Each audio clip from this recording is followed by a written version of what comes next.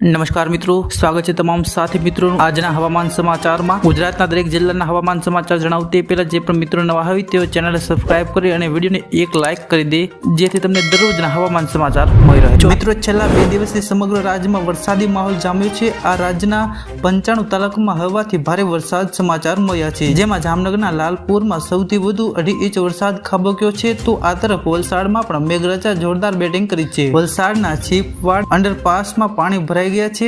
40 ગામને જોડતા છીપવાડ અંડરપાસમાં પાણી ભરાઈ જતા તેને વાહન વ્યવહાર માટે બંધ કરવામાં આવ્યું છે।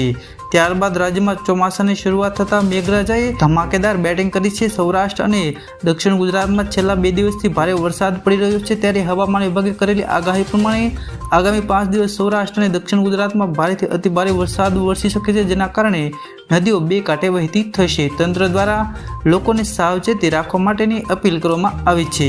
દ્વારકાના દરિયામાં પવન સાથે દરિયામાં કરંટ જોવા મળી રહ્યો છે। 10 થી 15 ફૂટ ઊંચા મોજા ઉછળ્યા છે। આ દરમિયાન ભારે કરંટ હોવા છતાં સહેલાણીઓ જીવ જોખમમાં સ્થાને સ્નાન કરી રહ્યા છે। દરિયા કિનારે ભારે કરંટને લઈ પોલીસ તંત્ર દ્વારા દરિયા કિનારાથી દૂર રહેવા સૂચના આપવામાં આવી છતાં સહેલાણીઓ સેલ્ફીની મજા લઈ રહ્યા છે।